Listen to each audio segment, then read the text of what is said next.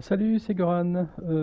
Bienvenue pour la suite de notre guide Dark Souls 2. Alors, petite introduction particulière puisque j'ai eu un petit souci pendant la réalisation de ma vidéo suivante. Euh, donc malheureusement, nous avons eu une coupure de courant pendant la vidéo, donc la vidéo elle s'est pas enregistrée du tout. Bon, j'ai pas le matériel ici pour avoir une sauvegarde, etc. Donc j'ai fait une ou deux petites choses, malheureusement, que je ne saurais pas vous montrer. Alors, quand on retournera vers l'ancien passage du roi Vendrick, je vous expliquerai à ce moment-là. Donc je suis allé tuer Vendrick que j'avais testé il y a 2 vidéos, je pense. J'avais essayé d'éliminer Vendrick, mais je faisais trop peu de dommages, donc j'y étais pas arrivé. La première chose que j'ai fait dans cette vidéo, c'est d'y retourner. Donc là, bah, je suis passé de 44 de dommages à 200, 300, donc ça a été beaucoup plus vite. Ça s'est passé sans problème. Alors ensuite, vous discutez avec la mémoire du roi Vendrick et vous pouvez aller, il vous signale que vous devez retrouver toutes les couronnes pour y aller en discuter avec lui.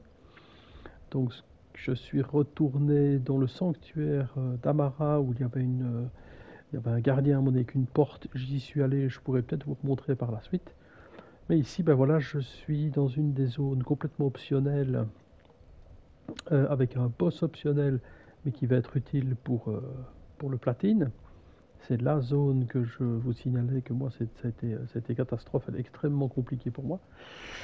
Mais voilà, on va aller jusque là. Je vais refaire ce pas. J'avais terminé la vidéo et il me restait à peine 2 minutes, donc j'étais quasiment au bout. Donc malheureusement, ben, c'est tout cet élément-là qui a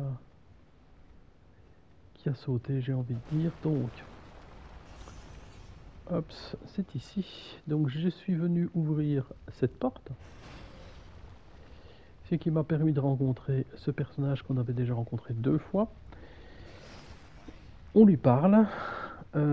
Pour vous, si c'est la première fois, ben là il va allumer cet élément-ci qui va s'éclairer. Parce que c'est gratuit la première fois. Après, pour pouvoir réallumer et rentrer là-dedans, il faut non seulement vous allez prêter serment, si vous prêtez pas serment, ça marche pas, et puis vous devez donner une effigie humaine. Je dis oui.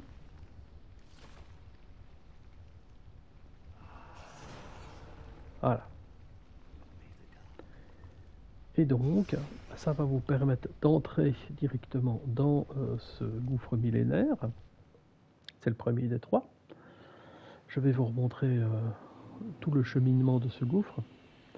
Dans ce gouffre-ci, il y a 2 groupes de 3 ennemis à éliminer.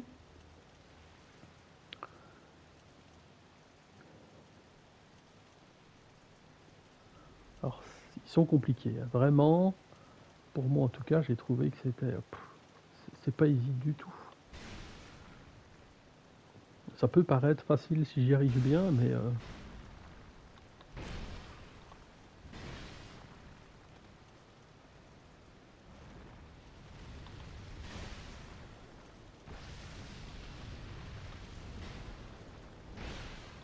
voilà, comme vous voyez, c'est comme ça.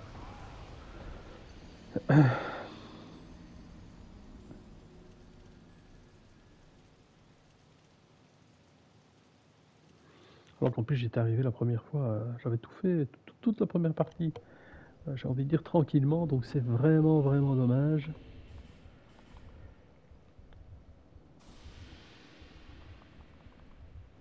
Mais je peux pas ne pas vous la remontrer, ce serait quand même un peu fort. Donc je vais quand même vous remontrer tout ça.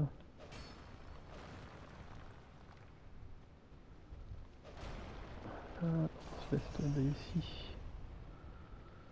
On y retourne. Évidemment, mais comme je vous ai dit, si on veut y retourner, ben, il faut donner des effigies.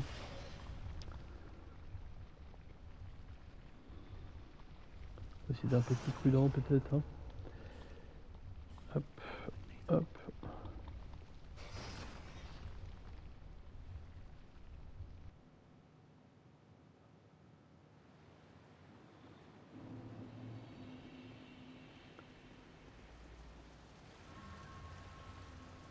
Je dois vous avouer que ça m'a un petit peu frustré cette coupure là.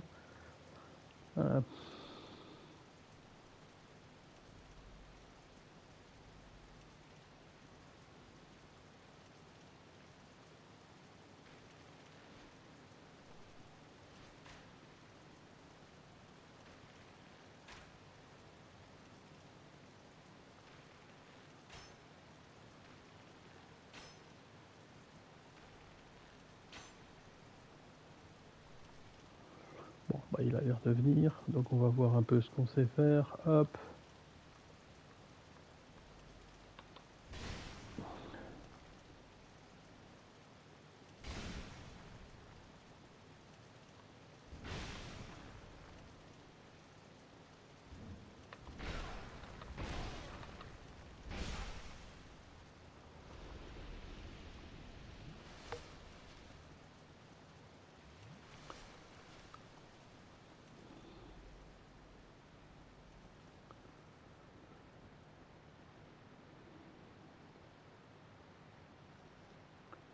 Le magicien là,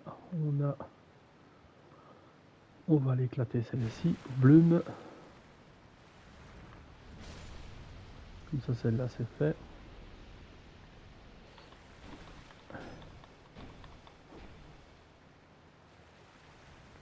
Avec les paires de mains ça marche encore ici pas mal non plus. On recule, hop. On le laisse venir et normalement 1, 2 et 3 et on n'en parle plus. Bon, ah.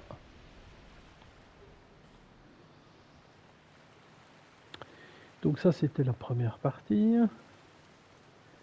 Alors avant de s'attaquer ici un peu plus loin à la seconde, il faut venir par ici, je l'ai déjà fait hein, donc voilà. Comme je vous l'ai dit, ben voilà, ça s'est fait sans problème, donc vous devez suivre, attention qu'il fait noir hein, de base. Donc vous venez jusqu'ici et vous pouvez allumer cette vasque. Ce qui est très important puisque pour atteindre le boss des gouffres millénaires, il faut avoir allumé dans chacun des 3 entrées, il faut allumer la vasque. Donc quand elle est allumée, elle est allumée définitivement. Donc vous n'êtes pas obligé à chaque fois de revenir ici si vous vous faites tuer. Donc ça c'est une bonne chose. Alors, la deuxième partie, même chose, il y aura trois ennemis. Les mêmes, c'est facile. Ici.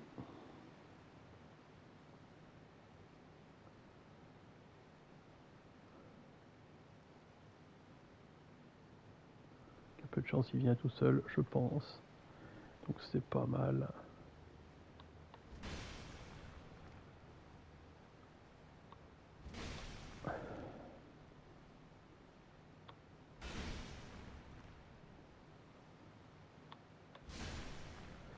Et voilà, donc là je suis assez content. Bon, c'est notre ami le magicien maintenant qui va venir. S'il veut bien.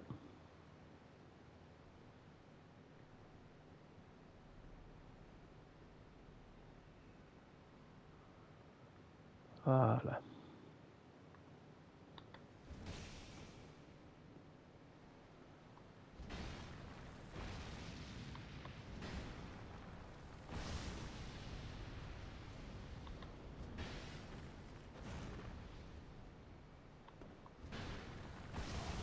Bon, essayez de pas se faire tuer bêtement par le magicien, ce serait complètement... Ça peut arriver, hein. Voilà.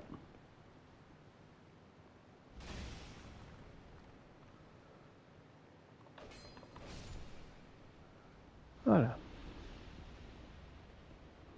On descend ensuite pour éliminer celui-ci. Attention, c'est un gouffre juste à côté. Normalement, celui-là, c'est plus rapide. Là, il y a une porte de brume qui disparaît quand vous avez tué celui-ci.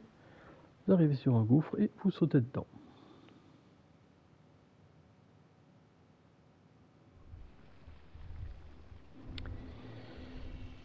Vous retournez à cet endroit-ci et vous pouvez rediscuter avec votre ami ici. Vous pouvez faire parler, épurer un petit peu tout ce qu'il a à dire. Et normalement, il va vous noter que votre serment a augmenté et que vous avez obtenu un rang de plus.